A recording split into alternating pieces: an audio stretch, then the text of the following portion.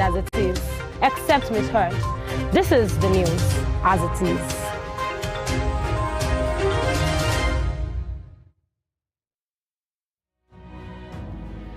According to the words of Michael Forbes, one who never asks questions either knows everything or nothing. Watch me as I ask the questions you think no one wants to answer. Even questions it appears no one has got the guts to ask. My name is Femi Adefila and I've got the gut. Let's ask the pertinent questions and watch as we get answers.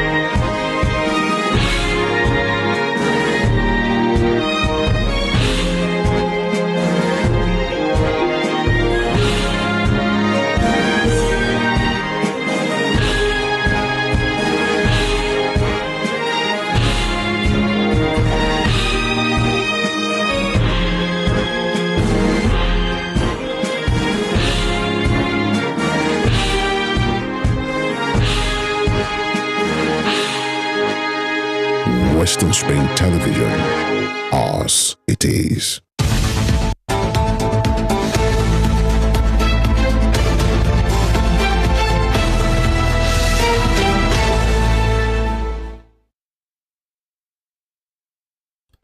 Good morning, Nigeria. Good morning, world. You're welcome to this week's, and of course, starting with today's edition of Morning Spring on Western Spring Television.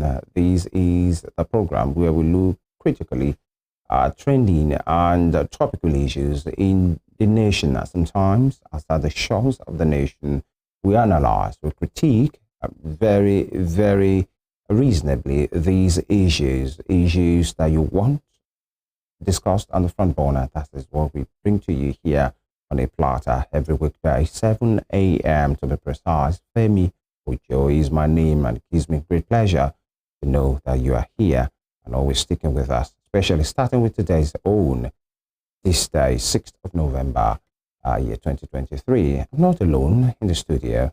Miss Evelyn is here. Yes. Good morning to you. Good morning, world. It's another beautiful day, another beautiful week to try again. Yes, you've been given a clean slate. Forget about the disappointment of the past week, and let's get to work this new week. My name is Evelyn Ohiola, and coming to work this morning, Femi, I saw this, we have a hazy weather, kind of launching us into, the festive season. Yeah. Coming out this morning, and I saw the weather, I was like, oh, looks like December. Yeah, it's the festive season, so to speak, and of course, the beginning of Harmattan. Yeah. You must add that as well. So when you're talking about the festivities, the Harmattan is almost there, or, is on us already. And then the big thing in the nation right now is what's going to be happening this weekend, especially the off-season. Talking about the off-season election in Kogi, in IMO, and in Bayelsa State. The GUBER.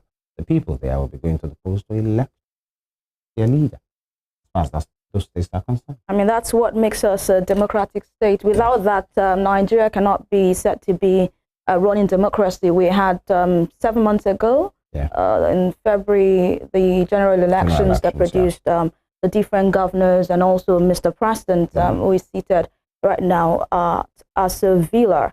And of course, it's the time for IMO, Kogi, and Bayelsa states. And looking at it, IMO, southeast, Bayelsa, south, and Kogi, north central. It's a different kettle of fish, I think, for this state, the terrain, the people, the dynamics, many things, the politics in the states, the critical stakeholders, the non-state actors as well. You factor that in, the security implications. Some of the things we're already witnessing, some of the states, the spate of violence, avoidable violence. Sometimes you think to yourself, this is 2023. You expect people to know better. Whereas, here we are. Some of these things, looks like a reoccurring thing, a cycle that anytime there is election, you get to hear, you get to see some of these things. But you want to think we have evolved as a people. Personally, I think that this has become a culture for us. It's a sad one, you know.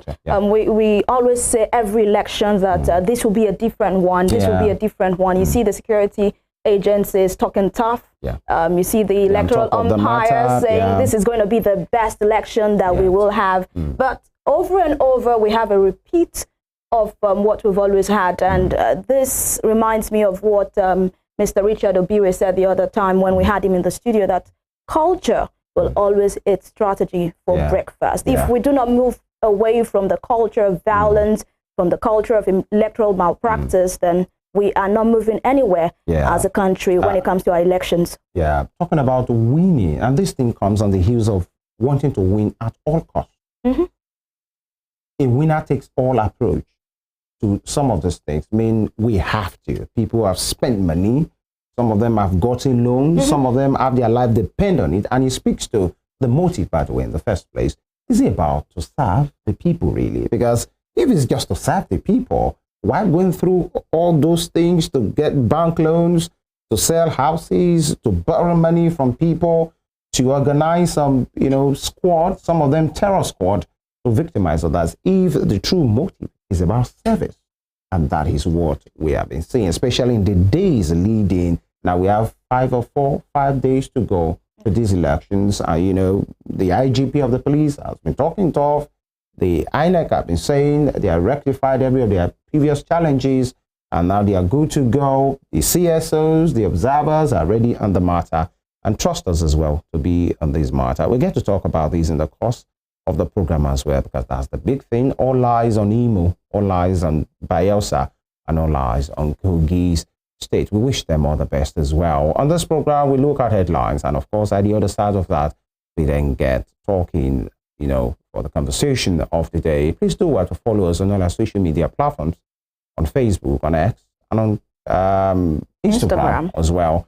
And of course, we are live right now on our YouTube channel, Western Spring Television. We'll go on a short break. When we come back, we'll dive right into what the papers are saying. Stay with us.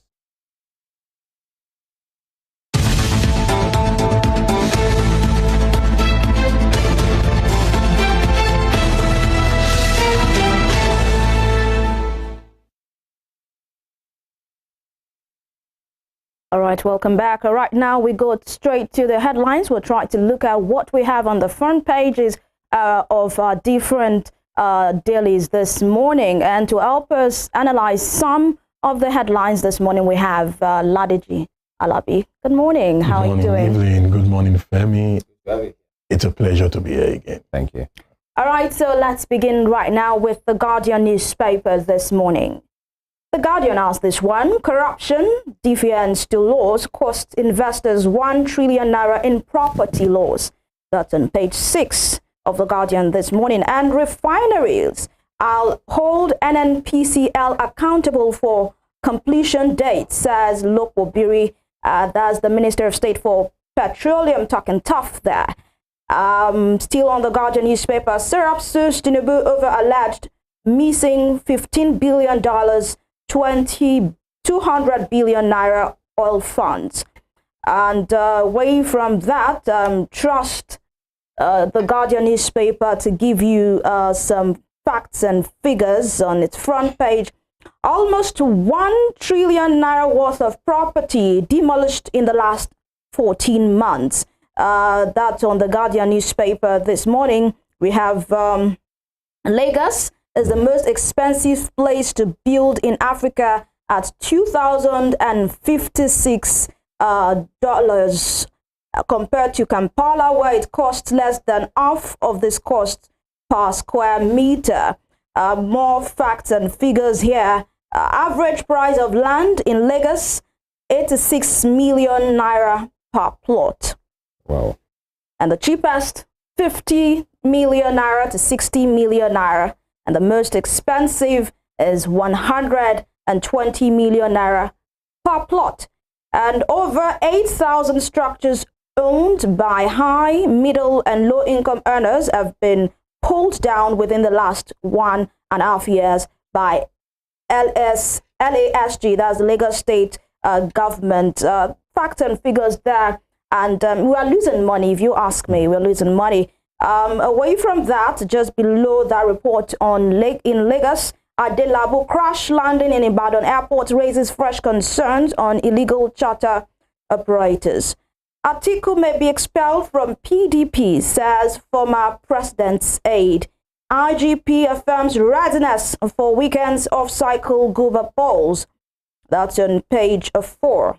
Coalition laments Akeredolu's absence. Impeachment crisis in Ondo. Those headlines on the Guardian newspaper this morning. And Ladeji, I'm going to take the big one here. Almost 1 trillion naira worth of properties demolished in the last 14 months. We see government pull down structure. Some structure said to be not good for living, so they had to pull them down. Substandard. Some structures are built on the wrong channel. On the wrong channel, so they have to go down. We see what happened. We saw what happened in Abuja, FCT. We saw what happened in Kano. It is so quick for them to pull down structures, not minding what can we do instead of pulling down the structures. I'll need your, take on this very quickly. First off, we need to ask our town planners a very big question. The people in charge of planning the cities, you can't take it away from Lagos, one of the most visited cities. As a matter of fact, that's our commercial center in Nigeria. And there are some places, that you can't just say you have residential area. If the place is meant for industrial area, you can't go build residential, apartments there. Yes, the reality is some buildings have to come down. For example, some that you see cannot stand the test of time. Okay. It is better we pull down those structures than have people die under them. You remember the almost completed building at Kogi thereabouts last year or 2 years ago that came down at scores of people died under it. So in reality, we will have structures being pulled down if they do not meet the standard of what is meant to be. And also there are some that if they are not built where they are, for example, you go build you go erect a building under live tension, all these 33 kVA high tension cables. In reality, serious government should pull it down.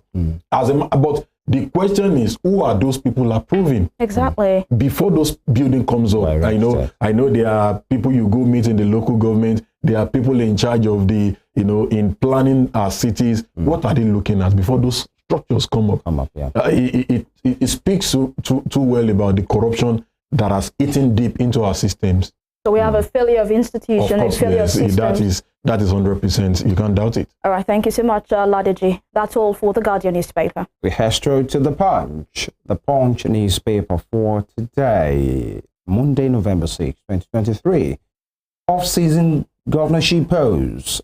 220 police patrol vehicles deployed in IMO, Kogi, and Bayelsa. 220 police patrol vehicles deployed in IMO, Kogi, and Bayelsa. Talking about the Punch. And IG to complete deployment Friday.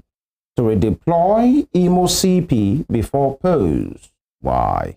Egbetokun bars VIP escorts, others personnel to curb vote buying and violence.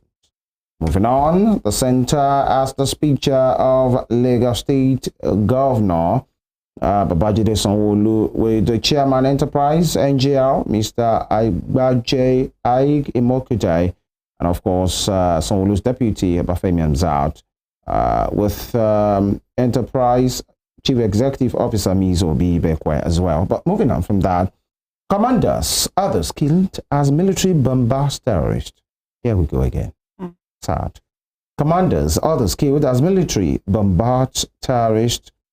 All right. But then, which commander are we talking about? We get to see. Maybe it's a good one. Because when you say commander, it can be from the Nigerian side or the bandit side. Details of 70 recovered corpses with police. And this is talking about that shallow grave, so to speak, that has been discovered in Abia State of decapitated bodies of people. Details of 70 recovered corpses with police. Lautech students sue Makinde for relocating agri-faculty. That's some audacity there. Not bad. Trafficker exquisite 86 heroin wraps. NDLEA seizes 14.4 million opioids.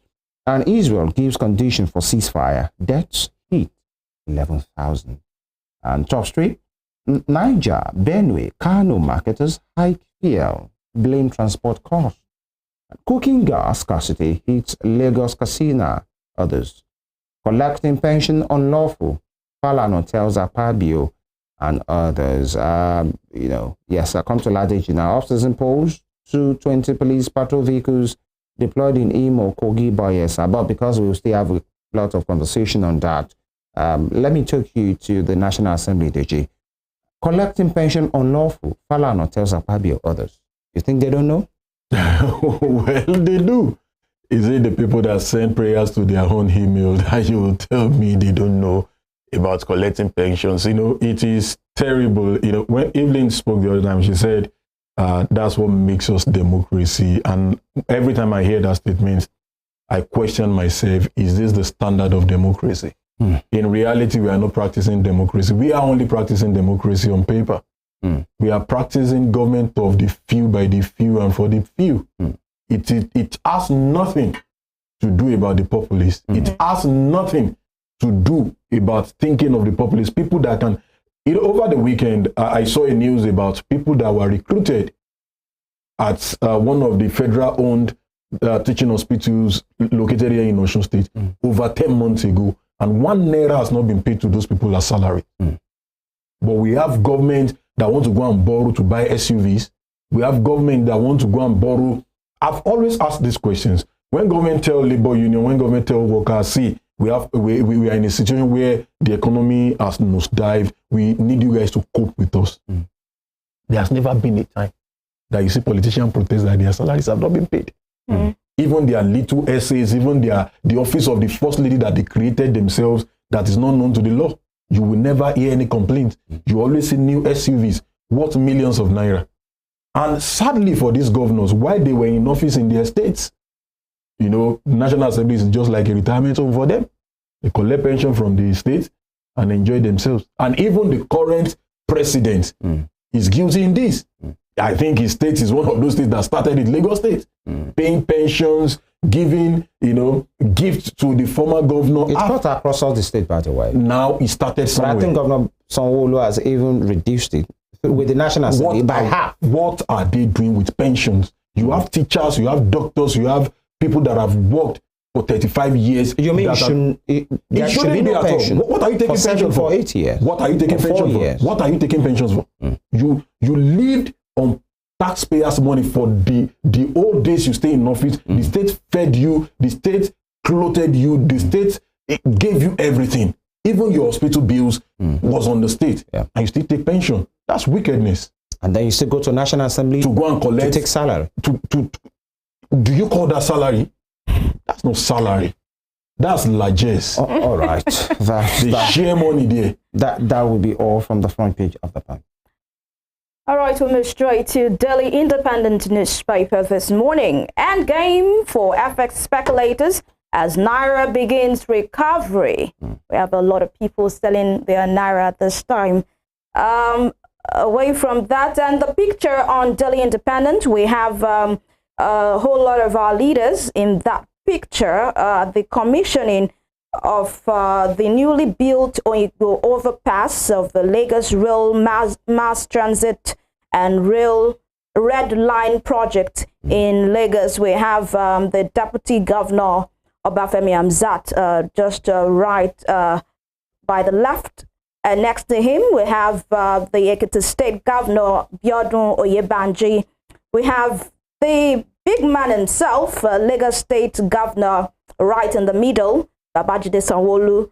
And we have Minister Adebayo Adelabu, who is the Minister of Power, right beside the Governor of Lagos State, and others at the commissioning of this project. Away from that, Sirap sues Tinubu over missing $15 billion, 200 billion naira oil revenues. Brutalization of Ajaero, most barbaric action against a labor leader. That's coming from NASU. And moving on, FCT natives threaten to sue FG over violation of federal character in appointments. All right. 22 persons fear dead in bandits' rivalry clashes in Benue. Tinubu set to woo investors at Saudi Africa Summit. And bottom strip, NDDC Senate vows to ensure IOC's pay contributions. That's on page 6. And Dangote, going to the top now, Dangote Pan-Africa operations boost Nigeria's FX earnings by $687.977 million. And FG targets 2 million barrels per day before end of December. Ladeji, the last one I took. FG targets 2 million barrels per day before end of December. Do you think it's possible? And also, this all the production of oil in our state by the Dangote refinery and also some other modular refineries, there's been a shift. We had the July, then it was moved to the end of August, then September, later October. Now we hear December. Do you think it's just cheap talk? It is doable, but it is not possible in Nigeria. How do you mean? Yes, of course, it is something we can do. We have the capacity, or let me say, we have the deposit. But can we officially bring out 2 million barrels in a day? It's a blatant lie. And why? Because we've not been able to tackle the issue of oil theft. People that steal. And when you talk about oil theft, it is not just an ordinary person. No. It is not one Kamaru that doesn't know anything. No. This is being controlled by principalities and powers. People that have the money in Nigeria. So not until we tackle that, forget about producing 2 million barrels per day. And we've been through this route before, government promising. In fact, a lot of people have, I do tell them, stop deceiving yourself. They said when Dangote refinery starts, he will be selling for less. He's a capitalist. He wants to make money. Have you forgotten? He's not coming to do Father Christmas. So it's going to be a competitive market, you get? So I feel the government just need to get serious. See, like the UK envoy or someone told them, see, don't begin to say by this month we are going to do this. Remember also that one minister said by 2023 October, Nigeria will start producing our own aircraft. Producing? Yes. All right, just before let me butt in here, just before we move over to the next newspaper. FCT natives threaten to sue FG over violation of federal character in appointments. Your take on this? What is the federal character? It is what. So let me say. I also saw a video of one of the favorites of the president. Asari Dokubo. 2 days ago, yesterday, that he was crying foul. How do you know he's a favorite of Mr. President? Well, he's one of those people that threatened crisis if people go against the president. We saw there are video evidence of him. It might just be a staunch supporter of Mr. President. It doesn't make him Mr. President's favorite. Well, it's one of his favorites because, in fact, he imported Niger Delta militants into Abuja that went to threaten people. That this is Tinubu's time, wait for your time, and all. What I'm saying is this: we've turned Nigeria to, when it is your time, put your people there. And we saw the full, the glory of this thing, if I can use that word, in the just concluded administration of Muhammadu Buhari. Okay. A very one-sided appointment, which the current president also has gone that route. Well, in the best interest of Nigeria, I don't think that's the best way for us to go. Pick the best head. I think the person that we've had that have done that so far, maybe in this current democratic dispensation, would be Obasanjo. Okay. He cares less of where you come from. At a matter of time, at a particular time, we had the story of how people wanted to go against this late Professor Dora Akunyili because she came from Anambra, and you know Anambra to be the hub of fake drug production then. But the man said, see, if I see what I want in you, I pick you irrespective of where you come from. And you could see the wonder this woman did with NAFDAC then. I feel we need to stop this attitude of, oh no, he's my boy, let me put him there. If the person will not function well, last week we spoke about the numbers of ministers in this administration that I don't see them achieving anything. That's just the reality. That's my perception. All right. Moving on, let's go to The Nation. The Nation newspaper.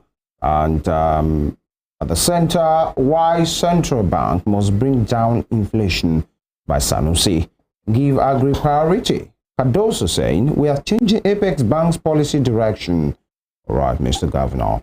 President heads for Saudi with investment options. All right, 19 years after final severance benefit for airways workers. That's 19 years later. And banks' asset base rose to 125 trillion naira in third quarter. And Bayelsa, IMO, Kogi 2023, Yakubu challenges INEC staff members on integrity. Diri draws huge Yenagua crowd in final campaign rally. Ajero is partisan, says Loretta Onoche. And right, top strip, NLC, IMO government clash over attack on Ajero's village. Naira, firm up, will continue. APCOM predict Dangote repatriated $687 million from African operations. And Jais Bank grew profit by 74% in quarter 3. Ladiji, Bayelsa IMO Kogi 2023, some interesting riders here. Yakubu challenges INEC staff members on integrity. Diri draws huge Yenagua crowd in final campaign rally. And Loretta Onoche is saying, or said, Ajero is partisan. I will start from the last one. For Loretta to say Ajero is partisan. This is the same woman, a card-carrying APC member that wanted to become the rec of INEC.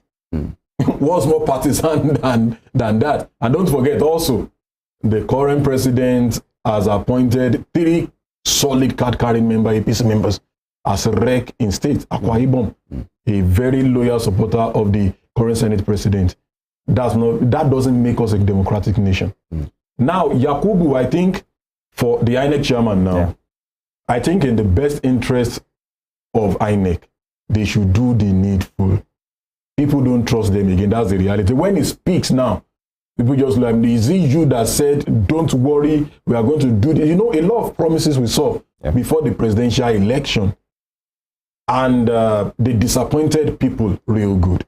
I feel with this off-cycle election, INEC can redeem our own image. And for the police, also we need to see the spate of violence we've witnessed, most especially from Imo State. It is very, very unnecessary. We call ourselves, yes, quote and unquote, a democratic nation, but why don't you allow your opponents to go and campaign? If you have done well, what you should be campaigning about is, see, I've created 10 million jobs, I've done this, I've done that. You saw what happened in Oyo State. It was difficult, even though the way the ties were looking, Shima Kinde was not going to win the second time. when the election results came in, it looks like, but we had a very strong opponent in another party. Politics can be dynamic, by the way. Politics, but if you have done your work very well, the reality is people, like they call it the street, will be in your support. Babangana Zulum, for an example. What is it? Babangana Zulum in Borno State. Well, he won the second. Yeah, that's what I'm saying. His work spoke for. In fact, it was looking like there was no opposition. Of course, that's the same thing I was talking about. Yeah.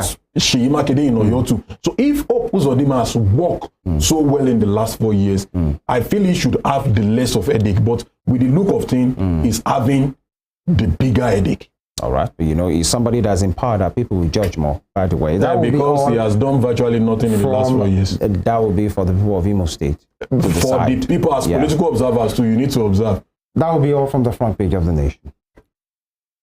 And of course, we take this break. When we come back, we will move on to the conversation this morning, as we know that the elections is crucial to our democracy.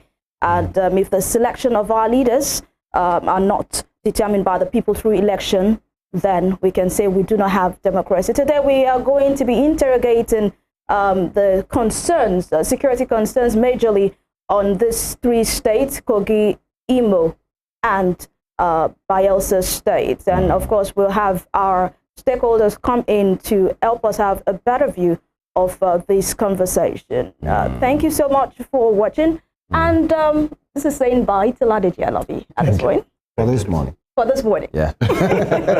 On this program. All right, thank you. Thank you for your time. Thank you. Yeah. All right, we'll catch you soon.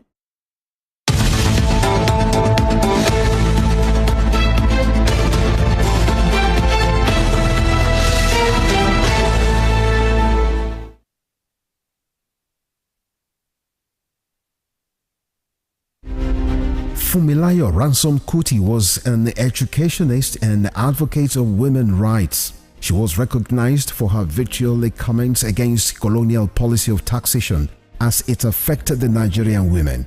Bere, as fondly addressed by her women followers, Fumilayo championed the initiation of universal adult suffrage, which gave an unprecedented leeway for women to contest elective offices and power to exercise voting rights.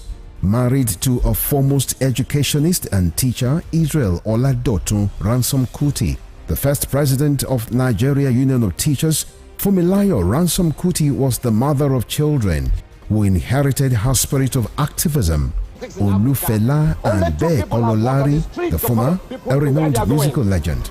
She was the first female student of Abeokuta Grammar School and the first female to own and drive a car in Nigeria. The award recipient of Member of Order of Nigeria MON and Lenin Peace Prize, was born on 25th October 1900 and was killed on 13th April 1978 by rampaging road soldiers in Lagos. Western Spring Television identifies Fumilayo Ransom Kuti as a watershed character in history. Hilas Olayinka Herbert Macaulay, politician, nationalist and journalist, was the first Nigerian to qualify as a civil engineer, surveyor and architect. Born on November 14, 1864, Herbert Macaulay was the founder of Nigeria's National Democratic Party, the first political party in pre-independent Nigeria. Scholars of Nigeria's political history describe Herbert Macaulay as the intellectual bulldog of 19th century Nigerian nationalist movement, in the deference to his qualities as founder and leader of 2 foremost political parties, Nigeria National Democratic Party (NNDP) and National Council of Nigerian Citizens (NCNC). His matchless versatility in party organization and control kept the British colonialists on their toes in the entire span of his active life. After his death on 7th May 1946, Herbert Macaulay remains a hero of his country, which recognized his anti-colonial struggles. Today, Nigeria's 10 naira coin bears his oval face and trademark mustache. Western Spring Television identifies Herbert Macaulay as a major character in history.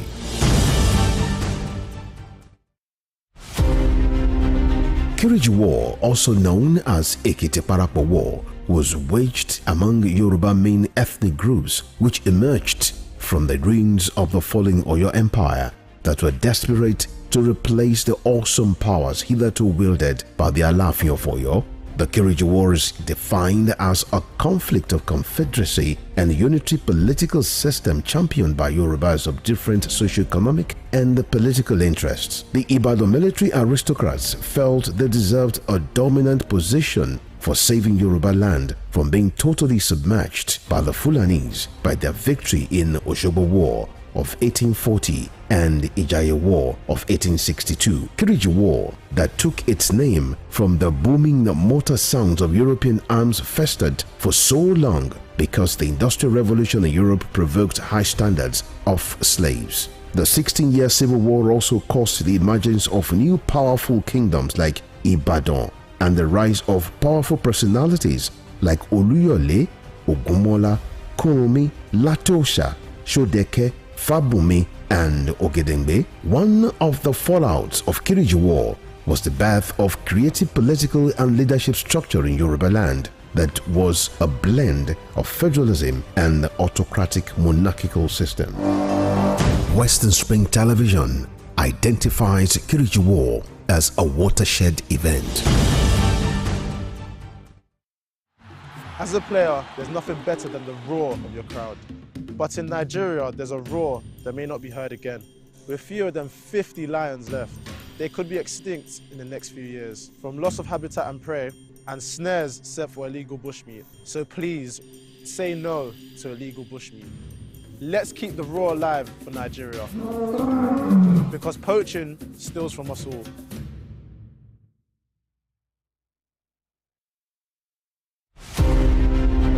The Korean War of 1950 to 1953 pitched North and South Korea against each other in response to intrigues by nations beyond their border with different interests from those canvassed by the two brother nations. The Korean War had all the nuances of an external conflict induced by powers that were interested in subjugating North and South Korea. Japan had leveraged on its military power to annex Korea in 1900 and imposed a military union that did not sit well with the citizens. Japan not only lost its war of conquest against Korea, all its powers were obliterated by the effect of the World War II. The end of World War II got Korea divided into two nations along 38 parallel lines by the instrumentality of the United States of America and the Union of Soviet Socialist Republic. The Korean War lapsed into a Cold War when it stopped the prying eyes of external forces into the internal affairs of a nation now divided along its north and southern territories. Western Spring Television identifies the Korean War as a major event in history. Elephant, Ijowu, Indovu, Nzowu. We can be so proud that we have one of the healthiest populations of African elephants in the world. But they are not easy neighbors, and we must work to help communities live in harmony and benefit from our wildlife heritage. Learning to live with wildlife can benefit us all.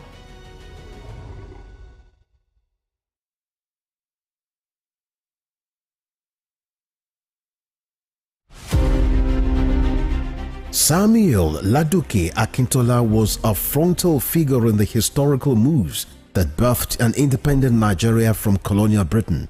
As a freedom activist, he deployed his wits, energy, intellect, and oratory skills to prepare the grounds for constitutional talks that eventually culminated in the country's independence in 1960.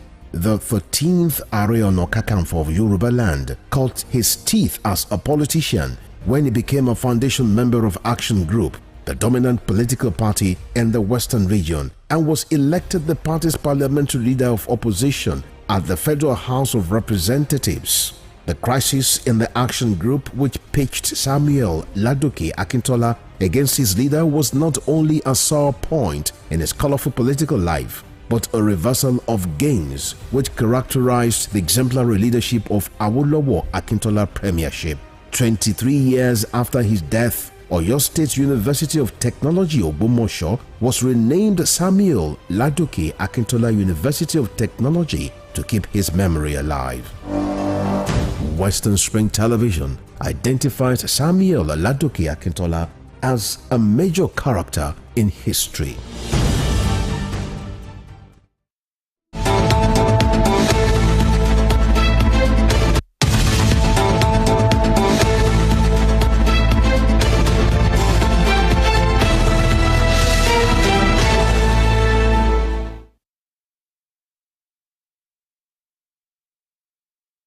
You're welcome back, and the conversation starts right now. But before we dive right into it, just like we said earlier, it's about the off-season election, the gubernatorial election in 3 states in Nigeria coming up this weekend. Talking about IMO State, Bayelsa State, and Kogi State as well.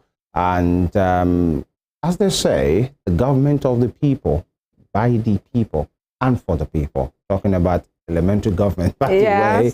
Talking about democracy, that's what it is. That is what it should be. But from 1999, let's talk about recent history now. Till now, we've had an unbroken cycle of democracy. Yeah. And that's good to know. Very impressive. We're happy as a nation. But then there are some dynamics that are played out. Talking about general elections, the off-cycle elections, National Assembly elections, State House of Assemblies election. But in this case, talking about the gubernatorial polls, it means the people of Imo State, and I come to Evelyn now, the people of Imo State, the people of Bayelsa State, the people of Kogi State, Southeast, South, and North Central, we have the opportunity either to give, I think 2 of the governors have rounded up their time. No, one. That's Governor Yaya Bello of Kogi State, definitely as the term we still finish, 8 years, 2 terms, by the way. And so the party is on the ballot again. That's Mr. Ododo of the APC, Senator Dino Melaye of the PDP. I think Mr. Bejide of the ADC as well, and other candidates of different political parties talking about Kogi State. So it will be a new clean slate for the people of Kogi State. Nobody is returning as governor, so they have the chance to do either to continue with the party in power or to choose a different route. And that's what democracy provides, by the way, for you to have your choice. And the choice of other people, in as much, is about numbers, it's about figures now. And let's take it from Kogi State. Yahaya Bello is no more returning. It's true. In a couple of months, it will be through. So he has a candidate. The party, APC, has a candidate. A very interesting character like Dino Melaye is on the ballot of the PDP. Interesting indeed. Very interesting. Quite a strong person as well. The ADC candidate, Bejide, seems to be gathering momentum as well, with due respect to other candidates of the party. And it will be about the choice of the people. Yes. In Kogi State. It will be about the choice. Or it should be, rather. That's what it should be. It should be about the choice of the people. And, you said just now that the APC candidate, Mr. Ododo, is a fresh kid on the block. And a lot of people are asking. Gubernatorially speaking. Yes. Yeah. Is this an extension? Will it be an extension of Yaya Bello? We've seen how governors will put in an extension of themselves when they want to leave office. That is what birth Godfatherism, continuation. God's son. According to them, for continuation. But at the end of the day, we just saw what happened in Rivers State. There seemed to be, it turns out to be a friction, because right now Mr. Yaya Bello is campaigning for Mr. Ododo and is pushing him, to the electorate to vote him. But if he wins the election, he wins the election. Which that is the prerogative of Kogi people. Exactly. What is the assurance that we will not have what we've had in other states? Those are questions. I think you are moving too fast. Begging for Let the elections be done firstly. Yes. And then I'm going to the PDP candidate, Senator Dino Melaye. Like he said, he's an interesting character. And a former senator. But a lot of people are saying, this man looks like a comedian. Will he be serious with governance? But he said he has been a senator and he gave the people... Of course, not just because he said it, he has been. You know, so will he be serious with governance when it comes into power? And of course, we have Mr. Abejide too. A lot of questions on the minds of people.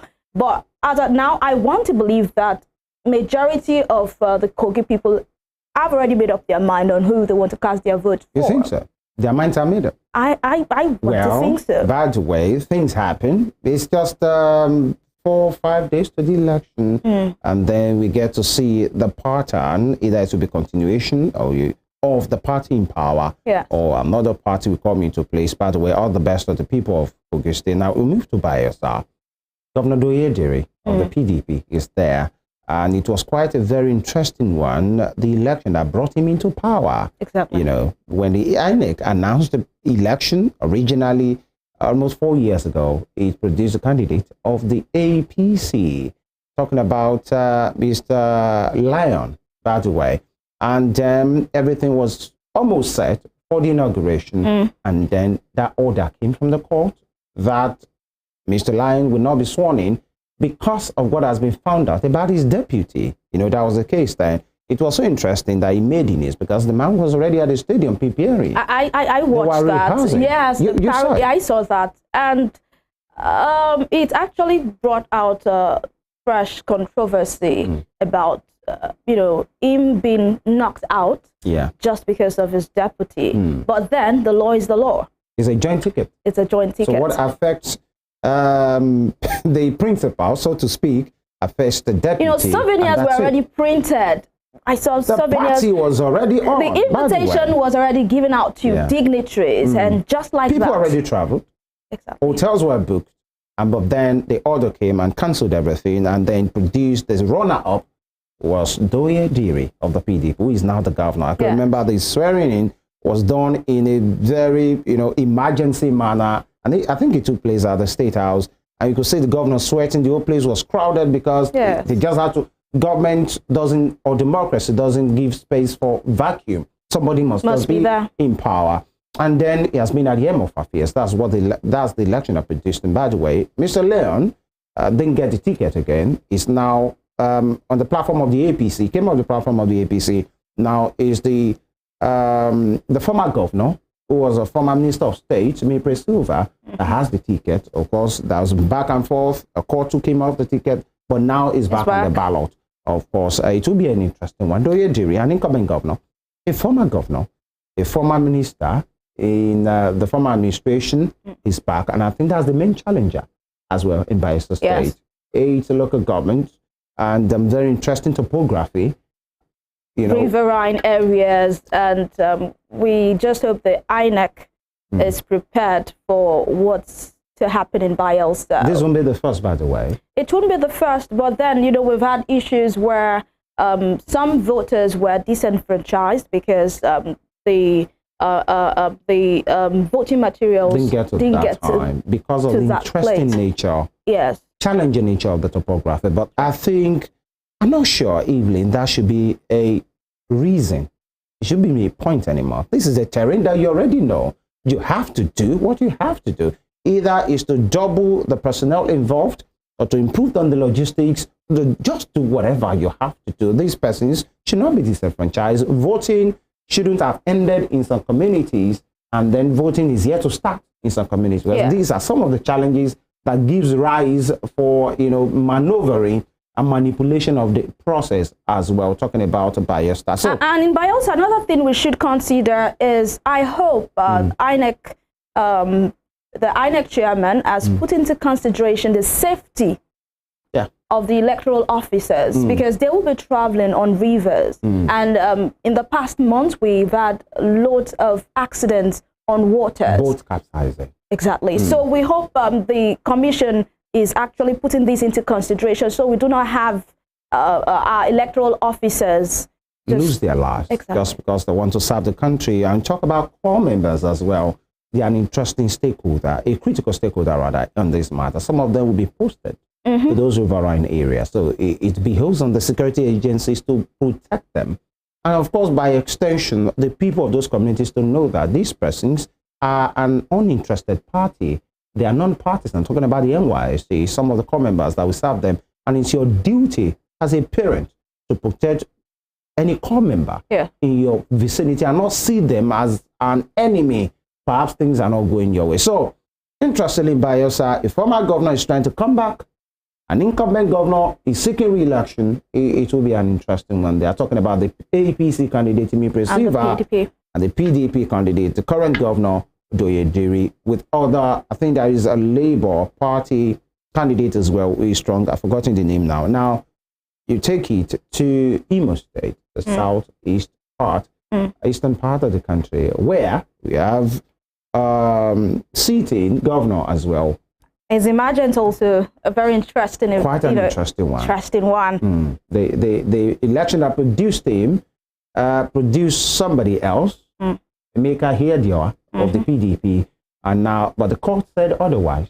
By the way, he went to court, and Melot, in their wisdom, said it's Opuzadema that will be the governor, and here he is. And his reign has not been without some kind of fracas, challenges, security, the unknown gunmen aspect of the issue, the IPO, BSN, many of those towns and local governments that has been seen and tagged as hotspots of violence. So the political dimension on a part, the security dimension of agitators in Imo State on another part, Olu, Okigwe, some of those places, places that many persons are thinking, will these hold? Will these not hold? But the security agencies have come out to say every part of Imo State election must hold. But then, at what cost? Who will superintend that?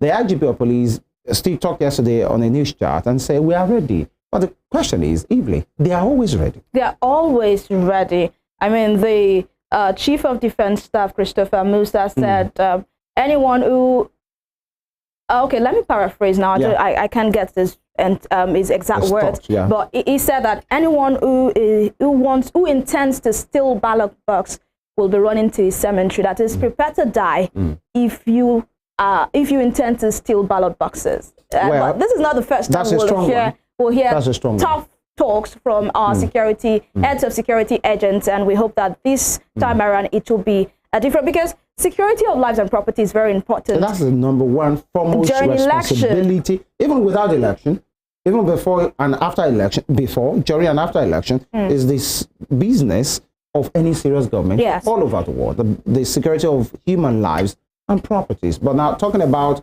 the kind of democracy that we practice around there, we said it earlier, that has to do with a winner takes all approach. Winner takes it all. And mentality means, as they say in the street parlance, we died here.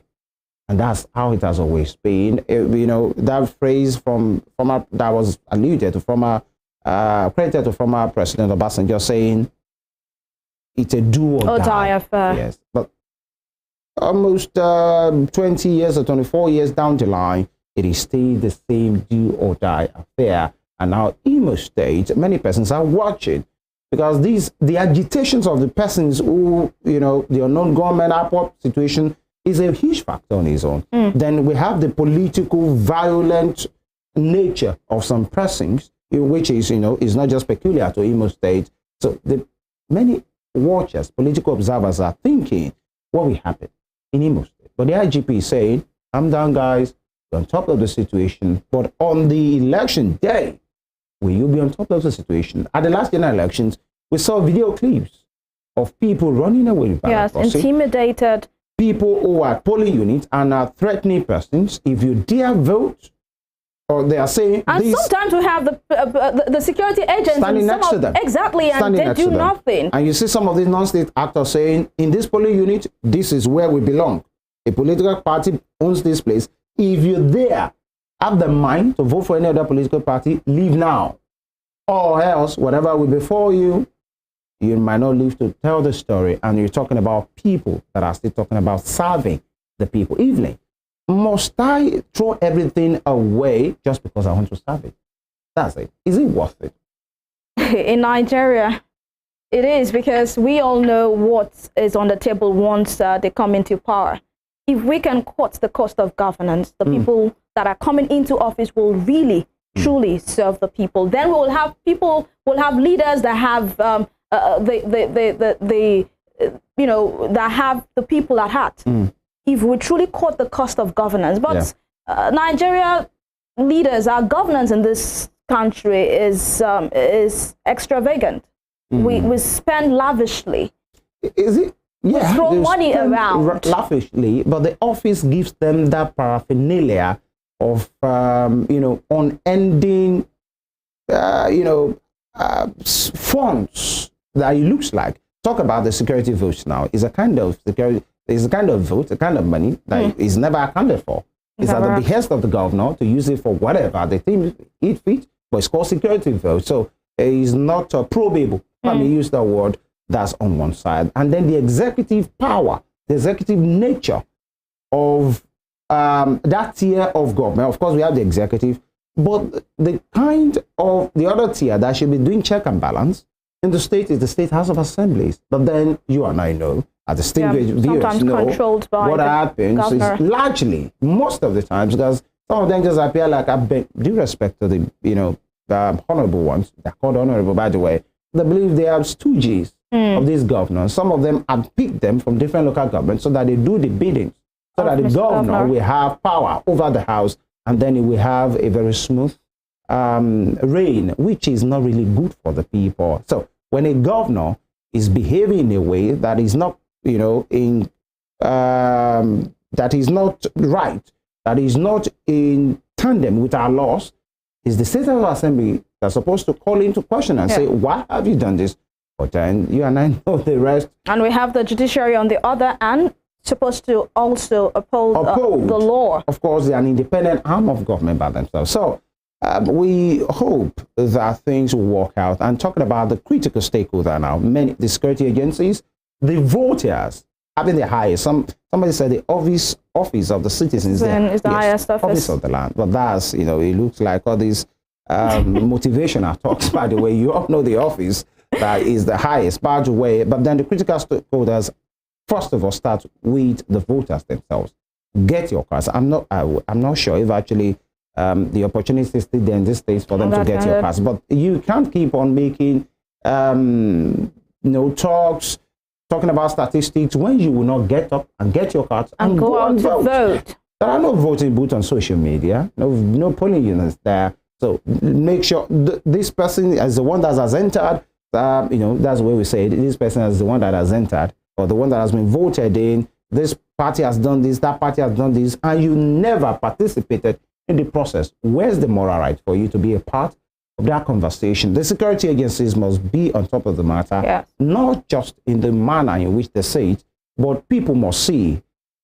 People want to foment trouble must see that, you know what, you can't do that here, irrespective of whose ox is God in this manner. And then the umpire themselves, Independent National Electoral Commission, it's so just like Ladiegi said, is another avenue for them to redeem in a kind of way. I'd like to use the words of Senator Dino Melaye. It's time for them to prove that they are born again. Okay, that's Dino Melaye 2023. But then we get to interrogate these further as we'll be joined by our guest very shortly. It's the Morning Spring on Western Spring Television. We'll be back. Stay with us.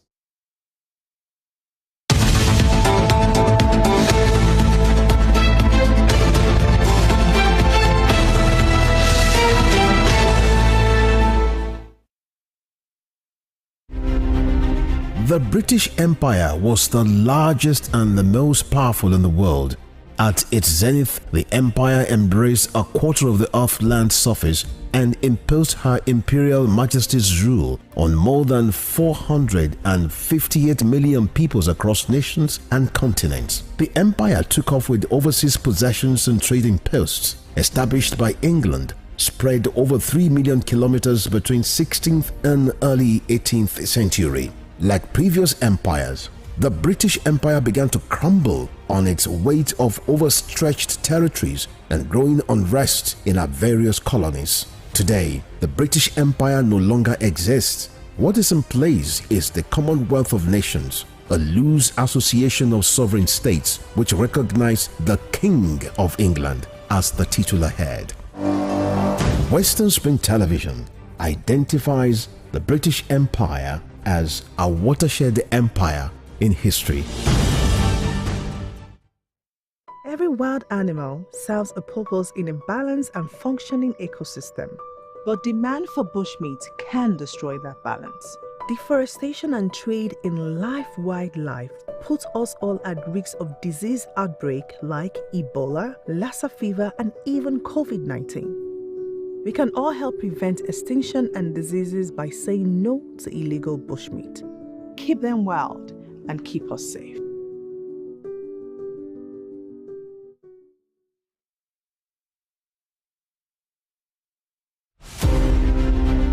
Dramatist, playwright, and icon of Yoruba thematic arts, Duro Ladipo was born December 18, 1931 in Osogbo, southwest Nigeria. His clergyman father christened him Timothy. His other names, Duro Dola, Duro Shomo, Duro Rike, reflected his persona and the circumstances that surrounded his birth. The legendary stage actor had in several public fora identified himself as one of the greatest abikus born to die in this world. Family records reveal how he was born and died 13 times. The intertwining names he bore thus lent credence to his spiritism. Duro Ladipo was one of the best known and world-acclaimed Yoruba dramatists to emerge from post-colonial Africa. His notable works Obakoso, Obawaja, and Moremi took him beyond Africa to several parts of the world. By the time Duro Ladipo died on 11 March 1978, the Nigeria's first cultural ambassador had acquired a towering image as an artist whose works adorned the frontage of Trenchard Hall, University of Ibadan. Western Spring Television identifies Duro Ladipo as a major character in history. Sports is a culture on its own. It has its own language, its own people, with their own way of life.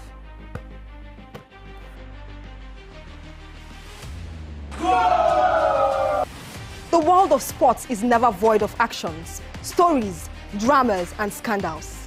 I guess you need a sports show that can walk the walk and talk the talk. On this show, we answer all your sporting questions.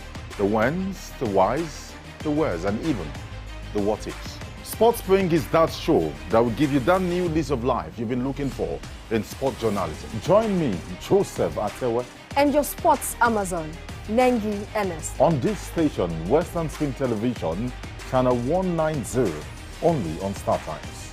Let's talk sports. Let's speak the most universal language of the world.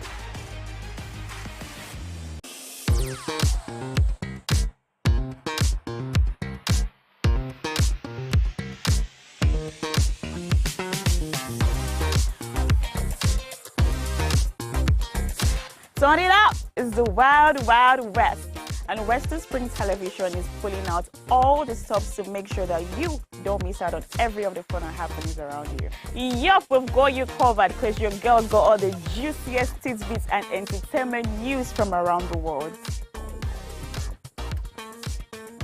Cross over to the chocolatey side of entertainment. Join me, Chocolate Cassie, on Eccentric as we take you into every bit of the juiciest news, fashion, music, movie updates, and other trending conversations. Together on the show, we'll get personal with your favorite celebrities via phone call, Zoom, or even live here in the studio.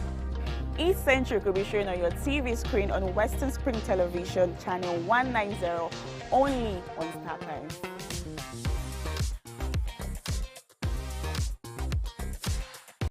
We all want to do our best to win for our team. But right now, we're losing to the illegal trade in wildlife. Illegal bushmeat is on sale in our cities, risking extinction and our health. We've become a centre for ivory and pangolin smuggling, and many of our iconic species are threatened with extinction. So please report wildlife crime and say no to illegal bushmeat. And let's work together to win for Nigeria. Keep them wild, keep us safe.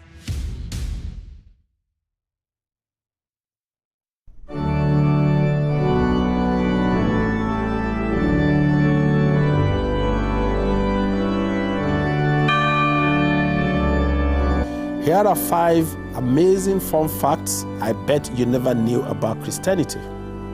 Number 1, there are over 2.4 billion Christians worldwide. Amazing fun fact number 2. The Bible is one of the best-selling books of all time, with more than 100 million copies sold every year. Most Christians believe in heaven and hell. The Bible is the most translated book in the world, with more than 3,000 languages. Amazing fun fact number 5. Most Christians throw science out of the window without realizing that most scientists are Christians. Hello, I am Pastor Steve Akinwumi. And I am Dr. Adeoye Oyewole. Join us as we highlight and discuss day-to-day issues pertaining to the day-to-day living of every Christian. Issues in Christendom shows every Sunday on Western Spring Television, channel 190, only on StarTimes. I am so proud that Zimbabwe is home to the second largest herd of African elephants in the world. That's 100,000 great reasons to visit our beautiful country. Visit our national parks and help boost the economy. Let's protect our elephants for all to enjoy. And remember, poaching steals from us all.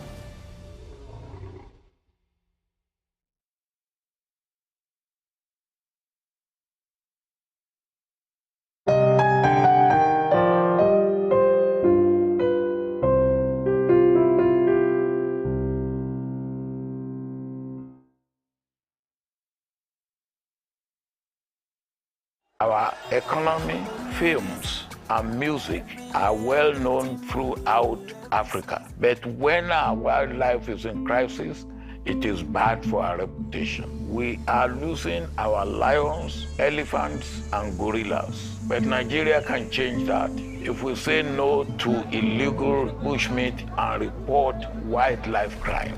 Because poaching steals from us all.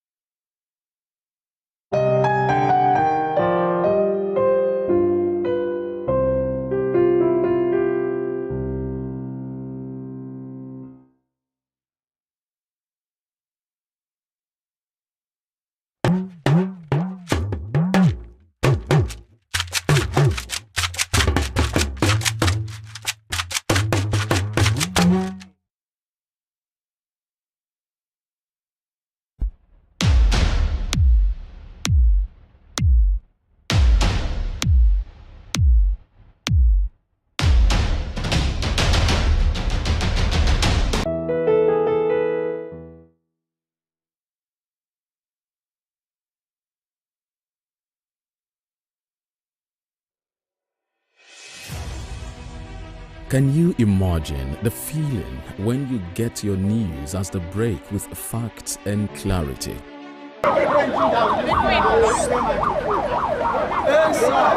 Our news are reported as it is. In Africa, and all those who masterminded the way it happened will have to pay a price.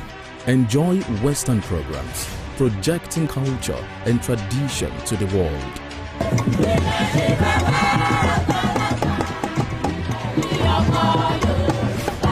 Brought to you as the break and recapped every hour for your update.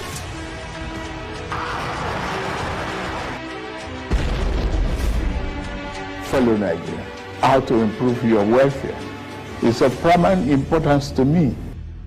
Produced and brought to you in a unique way never before seen.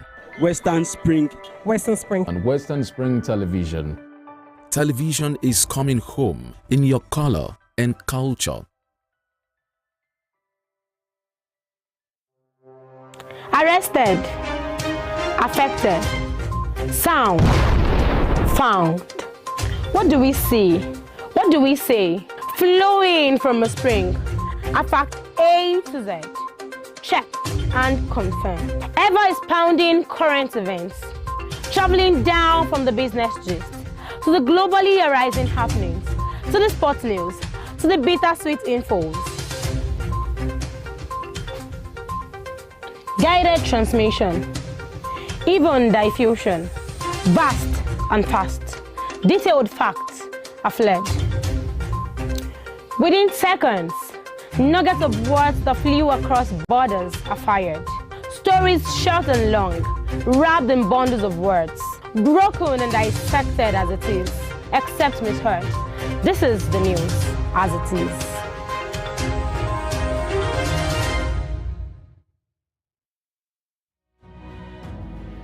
According to the words of Michael Forbes, one who never asks questions either knows everything or nothing. Watch me as I ask the questions you think no one wants to answer. Even questions it appears no one has got the guts to ask. My name is Femi Adefila and I've got the gut. Let's ask the pertinent questions and watch as we get answers.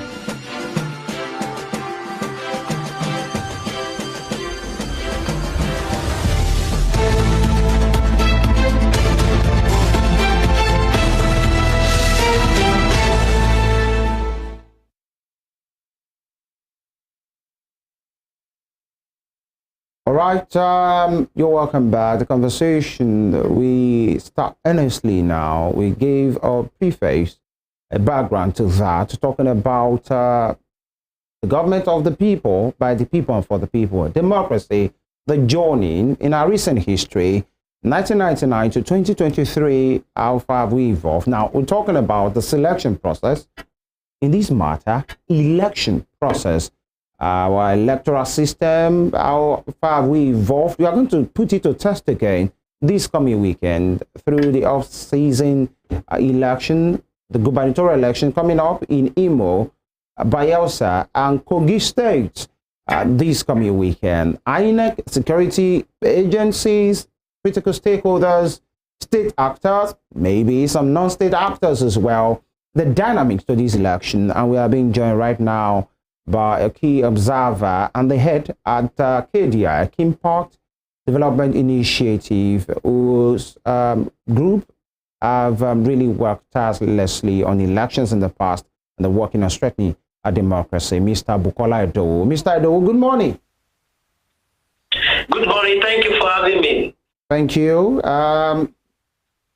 We dash straight right to it right now. The all-season election, IMO, Bayelsa, Kogi State is this weekend. What do you know? You've worked extensively on strengthening our democracy, and this is this process coming up right now. What do we have? What should we know at this time? The security dimension to this, the dynamics in the three states. I'm sure each state has its own challenges. What do you have for us? Thank you very much. I think the election coming up on Saturday in the three states are very dynamic. Dynamic in the sense that the three states we are looking at, IMO, Kogi, and Bayelsa, have history of electoral violence, and this is what should get everybody worried. That is number one. Number two is that you have like about two of the three states that have a very challenging topography when it comes to geographical access to some local government. Some of them are riverine area in Kogi and also in Bayelsa. So that is also making it challenging, and so again, you also now have two of the states that have incumbents contesting that election. That is in IMO and Bayelsa. So what it means is, you know what it is in Nigerian election when you are going to have an election and the incumbent is contesting. So you are likely going to, it's always a tough call. So what it means is that this election is also coming after 2023 election, where Nigerians have issue with trusting INEC again with the sanctity of their ballots. So you have a lot of peculiarity around this election. However, if you look at the security, if you assess the electoral security in these three states, yesterday we read an alarm that over 101 election violence are taking place in these three states. The highest 47 of them coming from Kogi state, and then followed by IMO, followed by Bayelsa in that order. And we've seen assassination, we've seen destruction of campaign materials, and we've also seen government restriction.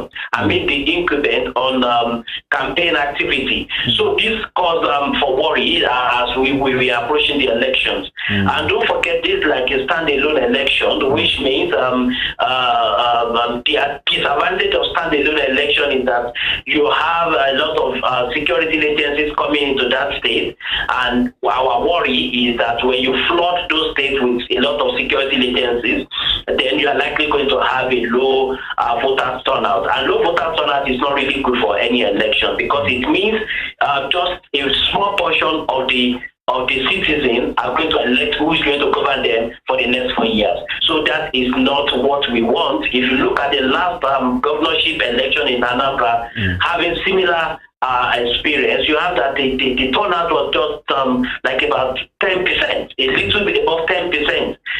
That is not what we want for in these three states. So this election is unique. It's also another election we are expecting INEC to perform extraordinary, probably to gain the confidence of the electorate again. All right, Mr. Idowu, talking about voter turnout, do you think that the people of IMO, Kogi, and Bayelsa states are enthusiastic about this coming election? Tell us, what has changed from the 2023 general elections? Are we likely to have a rise or fall in the number of voters we are going to have come Saturday?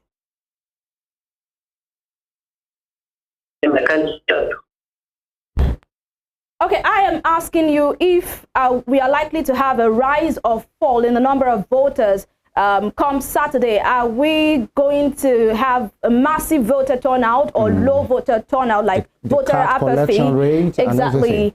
And also, are the people enthusiastic about the elections? Okay, I think so.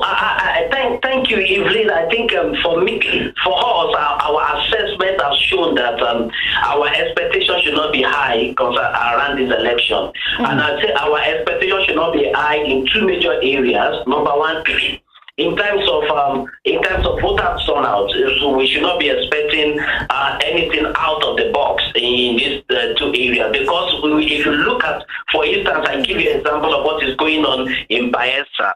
Presently, we have our monitors there across all the 8 local governments, and I'm talking about a lot of people that have been tracking this issue for us.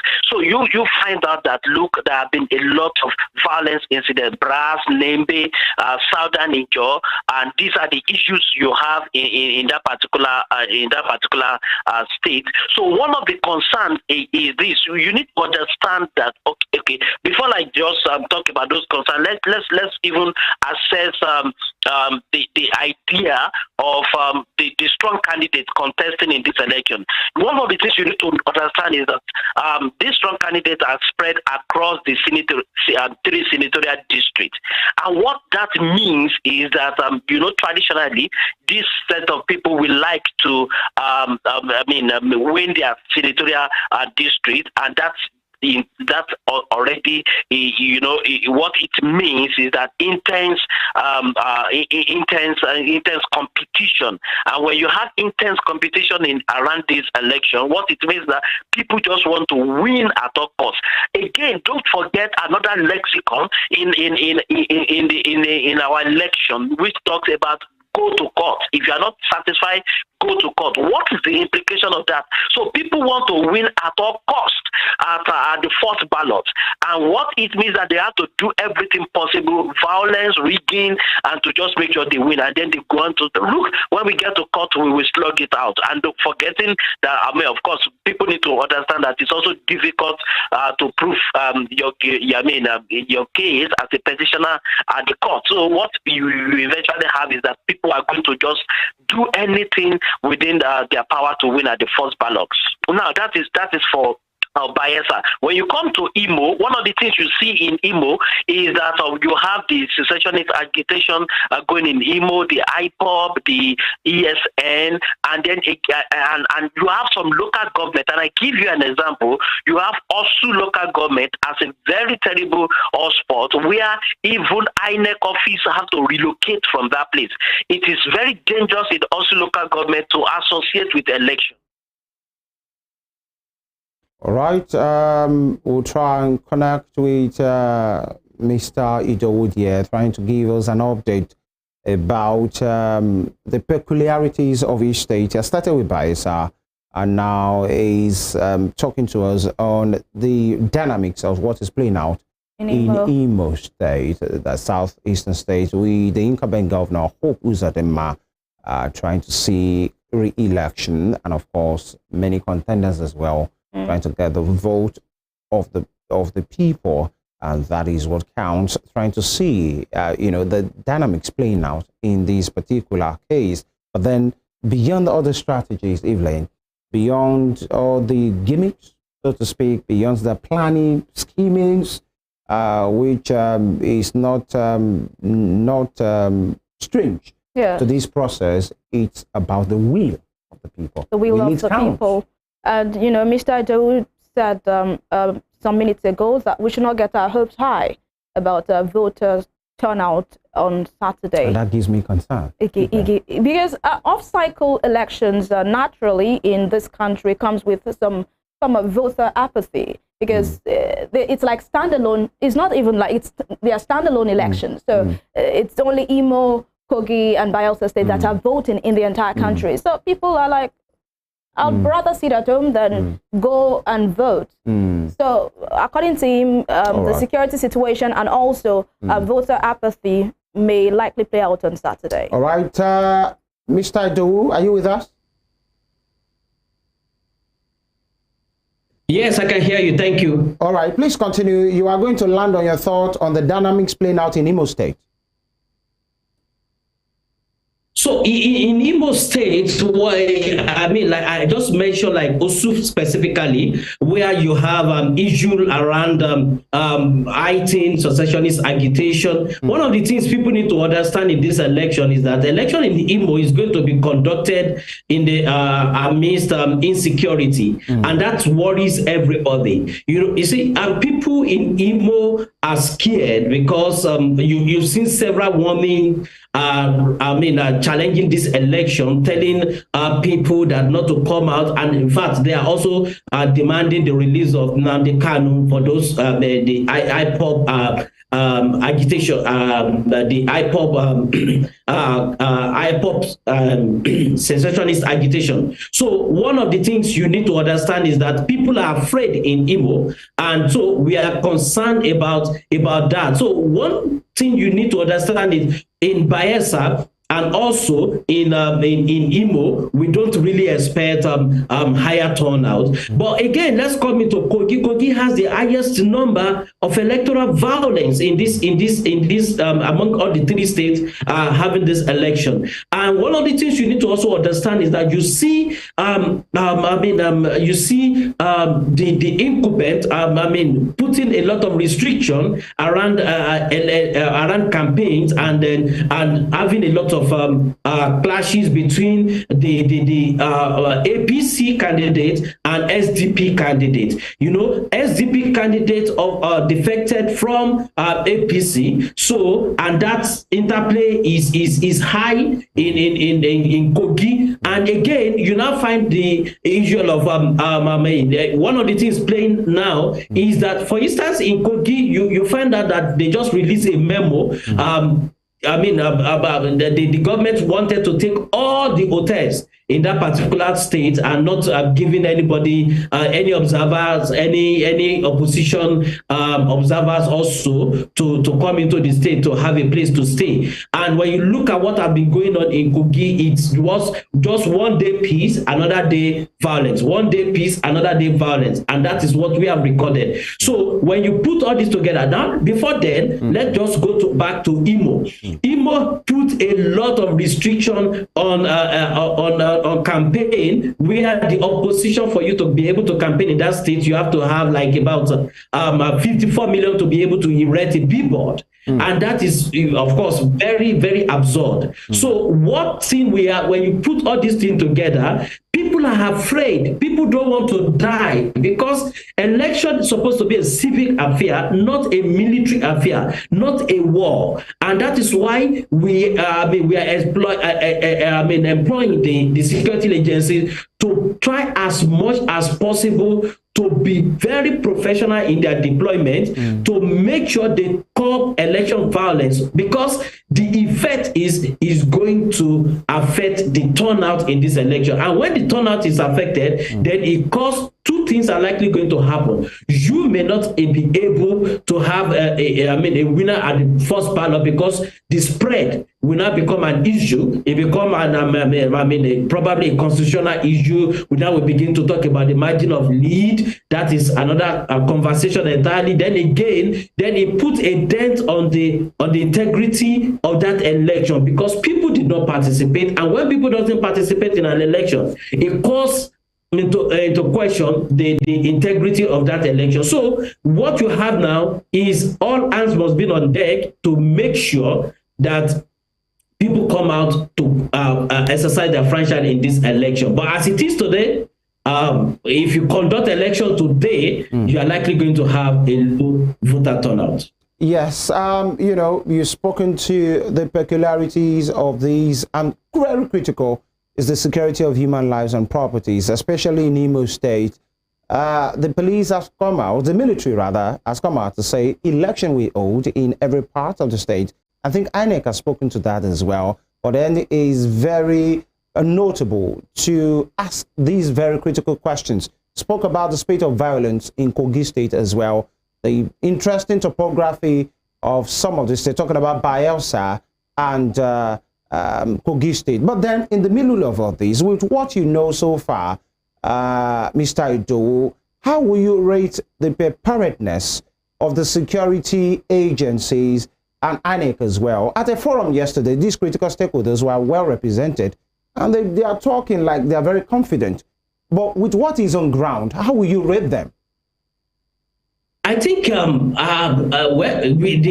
had the IG, Inspector General of Police, yesterday saying they are ready, they are already deploying in phases. And if you ask me, they are going to conduct this election. Like the military said, the election is going to hold in Imo. Even the Osu local government I just mentioned, that INEC has practically relocated out of that local government. Election will hold. And because you are going to flood the place with military personnel, both the soldiers and the army, the air force, and the navy. The navy is going to be involved in Bayelsa because of the riverine terrain. And the election will hold. We are not saying the election is not going to hold, because what it means is that they are going to get personnel from neighboring states. They don't, of course, they are going to get the personnel from neighboring states. They are going to ask for more hands. However, what is the implication? When you over-militarize election, it scares the people away. So what do I mean by that is this. You see, the sides of armor tanks. The sight of show of force is not what people see regularly on a day-to-day basis. So when election is going to take place and you flood the place with military and citizens are seeing arms, ammunition they are not used to. Now, the natural instinct tells you to stay at home. Though the security agency will keep telling you they are doing that to chase the criminal away. But while you are chasing the criminal away, nobody wants to die by a stray bullet. You see parents and you see women, you see person with disability staying home. You know, you see parents telling their children, stay at home. Now, I give you a scenario in IMO, in Anambra election, the last concluded off-cycle election. What happened was that you see parents calling their children, most especially the coppers, telling them, withdraw from this exercise. Your life is so precious to us than for you to go and die.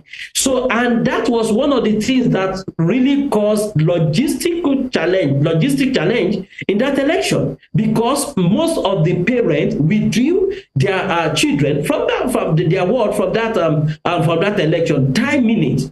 So you also see the NURTW, some of them were won, you know, by the militants, then by the IMO.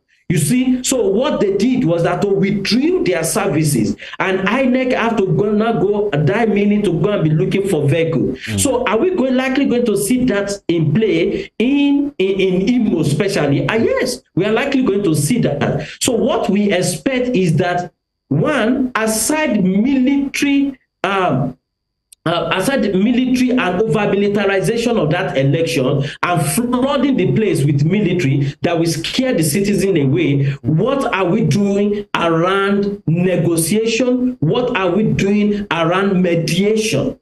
And that is one of the things we need to do. And we need to we know where these people are. Are we mopping up arms? Are we mopping up arms and ammunition in those particular place? For instance, if you look at our data, shooting is one of the is one of the highest nature of violence taking place in this particular place. So one of the things you need to do is that when you have that, and we have shared our report with the security agencies, you saw that, they have been okay. Mr. Idowu, are you with us? Oh, okay. All right. The connection has been quite of a challenge this morning. All right. Mr. Idowu, can you hear us? Okay. All right. So we still try and get the connection right. It's quite a very interesting one, and quite disturbing to hear that, you know, instead of hearing about strategy, hearing about mediation and negotiations, like you talked and then about. Plans. All right, Mr. Idowu, are you with us? Okay. All right. You know, instead of hearing the plans of the contenders for the people, what they have done, the antecedents, let people, you know, some have said election should be a festival of choice. People should be eager to exercise their franchise, to say, yes, this is my time, I have my PVC, and that's my power, that's my, you know, what I'm going to use to speak very loudly in a manner of speaking now. But then when all those things have, it looks like it's being pushed aside, and it's about people have to devise a means for coming out, when to come out, when not to come out, if to even come out at all to vote. And this is not what we should be hearing. At all. It's not what we should be hearing. And I remember in the 2023 general elections in February, a whole lot of people called for politicians and candidates and contenders to actually speak to issues rather than just have rallies where we have name callings and abuses. Vendettas and innuendos. Exactly. Mr. Idowu, are you there? Okay, Mr. Idowu. Yes, thank you. I can hear you. All right, all right. You know, to just paint some context to these issues now. Now, you are been speaking to us eloquently about what has been happening, especially the security dimension to these issues. Let me ask you, Now it's left for the people to really decide either they will come out or not. We are, we are engaging, we're having this conversation so that we interrogate the process, and then we're encouraging them as well to come out, in this election. But then, how critical, a very critical stakeholder is INEC. How critical is it for them? Number one, for some persons, is an avenue for them to redeem their image coming from the heels of what happened at the general elections. But how critical will it be for democracy, strengthen our democracy, especially talking about the success, the credibility of these elections, talking about this forthcoming election in IMO, Bayelsa, and Kogi State. How credible and how helpful will it be to strengthen our democracy? I'm talking about the credibility, the preparedness of INEC in this election. I thank you very much for that question, and that is what worries everyone. And however, if you look at INEC preparation, INEC is fully prepared for the election, and like they always do, they are always prepared. And for any election, you can never hear from INEC say, "Oh, we are not prepared for this election," or things are not okay, even when they have similar challenges, and everybody is like, "Oh, look, are you sure you are ready?" They still come out to tell you they are ready. For instance, you look at 2023 election, you have fuel scarcity around that election, you have currency scarcity too, and all these things have a way of affecting the election, most especially paying the ad hoc staff and then the NURTW that are going to move your materials. Of course, INEC came out to say, look, they were ready, and we all saw what happened in the election. In some places, we saw late deployment of election materials. But having said that, they are ready, like they do. But the issue here is this: one, if INEC is ready, we can only assess their readiness on the election day, because I keep saying it, nobody will have to score you high on efforts. People score and people mark and grade results. So it is not about the effort you have put in place, it is about the outcome. So you put a lot of things in place. They've conducted mock accreditation, mock election, they have deployed sensitive materials, they have trained the ad hoc staff. Exactly, that is excellent. But on the election day, we want to see all this effort translate into result. That we do like about three things. Number one, that we result into early arrival of election officials and materials. That is number one. Number two, that we culminate into those ad hoc staff you have trained actually have expertise, knows what to do at every given time, not an ad hoc staff that is the voter that will be telling them what to do, not an ad hoc staff that is the voter that will be telling them how to calculate. And we saw that it was very embarrassing when you have ad hoc staff that could not just do a simple arithmetic, and then you begin to see mutilations, cancellation on Form EC8A. It is embarrassing. Or an ad hoc staff that is the party agent that will be telling you what constitutes an invalid vote and what is not an invalid vote. So you have trained them. We want to see result on election day. Then number three, we want to see the result of your preparedness on election technology, your BVAS functionality, and again your transmitting from the BVAS to the IRED, and for IRED to work optimally, that people and citizens can begin to tabulate the election, so that we can shift the attention from collation center, and people can sit in the corners of their room and then look at the result. This is what we want to see on the election day. So your preparation should also affect that three areas. However,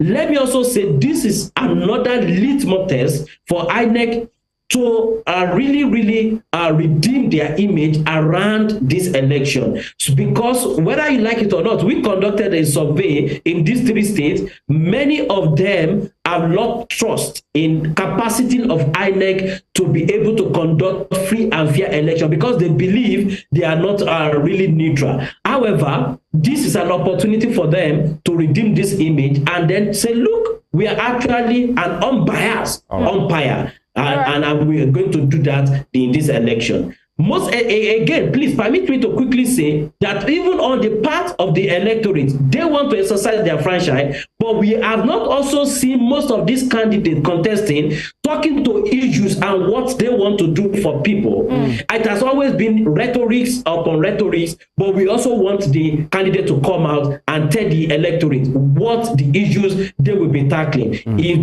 they want to get trust, the vote of the people. All right, thank you so much, Mr. Idowu. Yesterday at the town hall meeting, I heard the Labour Party National Chairman Julius Abure say that judicial pronouncements must take into account cases of violence during elections. According to him, that would send a strong message to politicians and also political parties. Nigerians also have backed that up, that not just violence by politicians, but also electoral malpractices aided by INEC officials should also have judicial consequences or pronouncements, as the case may be, because we should transition from rhetorics right now to taking actions. Do you share in this view that we should have consequences to actions? We've heard in the past general election in February and March, we saw how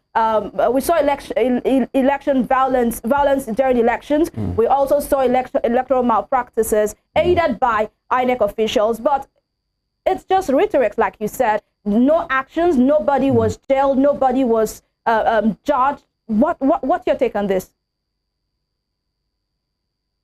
I think, you see, the election security is a very dynamic aspect around the election, and it's a bit deeper that Nigerian is not really focusing on, and is already tainting the image of our election. And I give you an example, Evelyn, like you rightly said, is very key. You see, the challenge we have is not the absence of voter education. It's not that the people are not aware that if you are the perpetrator of if you perpetrate election violence, that is against the law. People know that vote buying is against the law. People know that election violence is against the law, But what it means is that why they knew that, politicians also know. So why they know that, they are still perpetrating election violence. But do you know the reason? The reason is because people have not been held accountable. You see, on the tip of our finger, there is no institution, either INEC or the Nigerian police or the Nigerian army, the EFCC, the ICPC, the DSS. Now, none of them can say at the tips of their finger that this is the number of cases that we have seen through, that we arrested, and that have been punished effectively because they perpetrate electoral violence. You hardly find them. Now, what it means is that people commit this crime and they go scot-free. And that is why people keep repeating it, and we keep having that every year. Let me give you some of the gaps in our electoral legal framework. Number one is this: do you even know that what the law says is that if you have violence occurring in a particular polling unit, what you will do is to cancel that polling unit, and then that election is as good as it did not hold, or the result is cancelled. What does that mean? Politicians cleverly look at the opposition stronghold and go and cause violence in that place, so that the election in that particular place, the result is cancelled. So when they come and protect their own territory. So if you are going to have a massive vote in a particular polling unit, they disrupt the polling unit, and when they disrupt the polling unit, your vote in that particular place has been reduced because the election has been cancelled. However, this is what it means when you get to the tribunal. there has not been a definite judicial pronouncement on election violence at the tribunal. And when you don't have that, what it means is that politicians go scot-free when they perpetrate violence, and then they go scot-free, and that is exactly what we have. And that is what the politicians are saying. That is what the Labour Party chairman is saying, that there had to be a definite judicial pronouncement that look, because violence happened in this place, how do we do it? But as it is today, there has not been a definite judicial pronouncement on violence around election. All right, observers, civil society organizations, both foreign and local, INET, which is the umpire security operatives, the voters themselves are critical stakeholders in this ecosystem of having a credible poll. Now, at that town hall meeting yesterday that had stakeholders, politicians, party chairmen,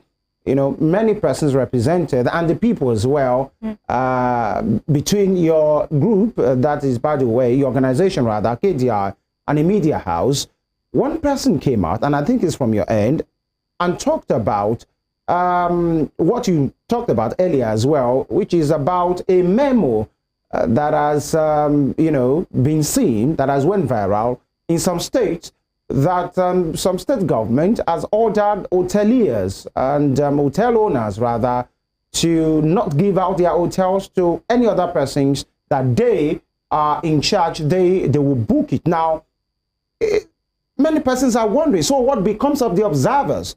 What becomes of critical stakeholders that are not from the state government? So, as it stands today, what is the civil society organizations, observers doing about it? But first of all, are those memos credible? Is it true? And if those memos are true, then what becomes of people like you and other critical stakeholders?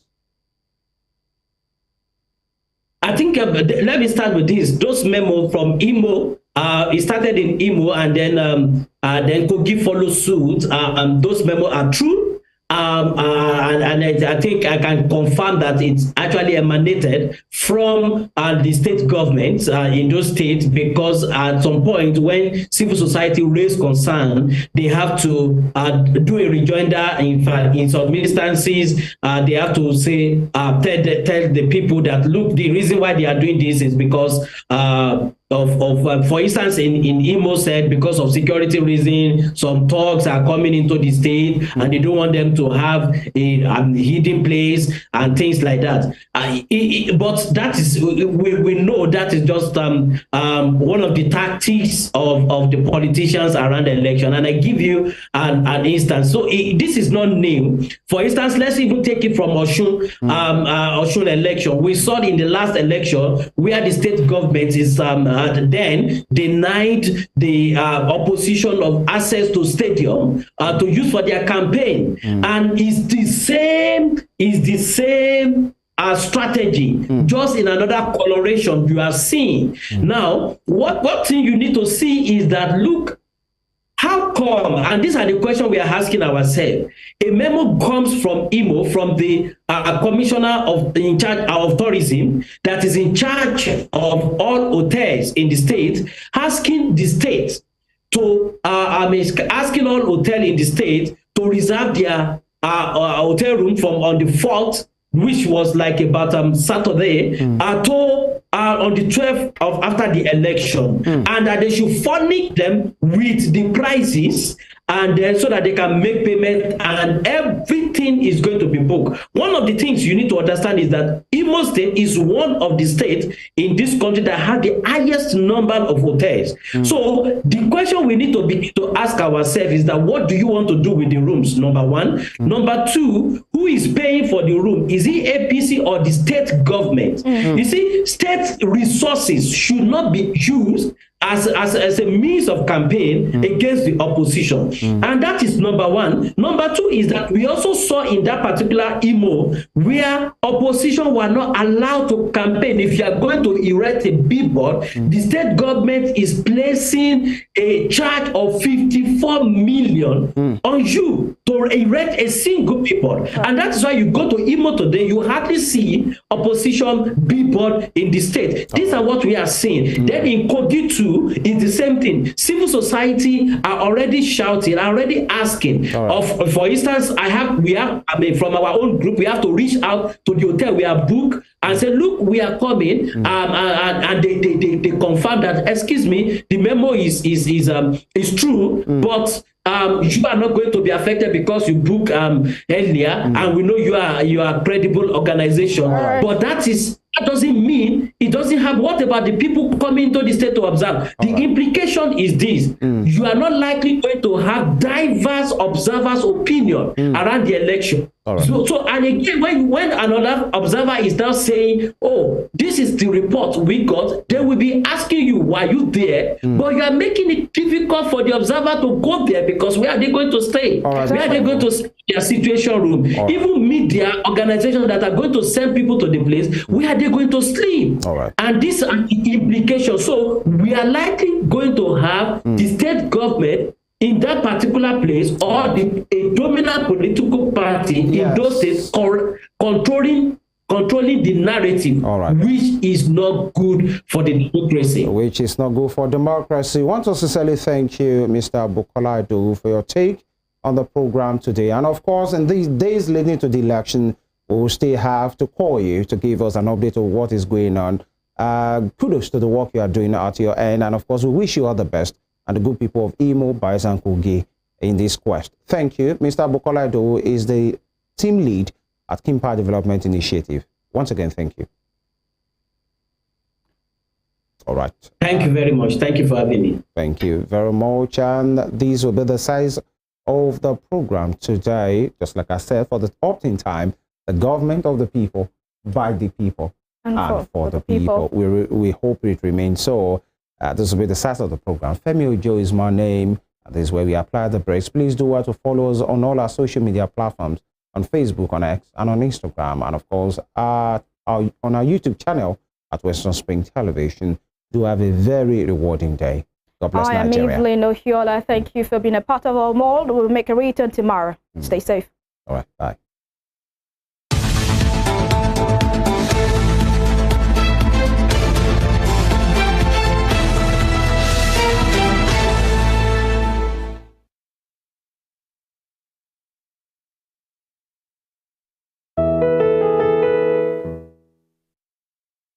To do our best to win for our team. But right now, we're losing to the illegal trade in wildlife. Illegal bushmeat is on sale in our cities, risking extinction and our health. We've become a centre for ivory and pangolin smuggling, and many of our iconic species are threatened with extinction. So please report wildlife crime and say no to illegal bushmeat. And let's work together to win for Nigeria. Keep them wild, keep us safe.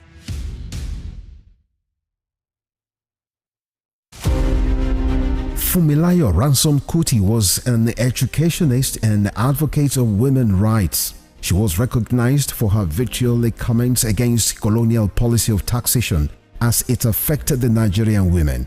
Bere, as fondly addressed by her women followers, Funmilayo championed the initiation of universal adult suffrage, which gave an unprecedented leeway for women to contest elective offices and power to exercise voting rights. Married to a foremost educationist and teacher, Israel Oladotun Ransom Kuti, the first president of Nigeria Union of Teachers, Funmilayo Ransom Kuti was the mother of children who inherited her spirit of activism. Olufela and Be Ololari, the former, a renowned musical legend. She was the first female student of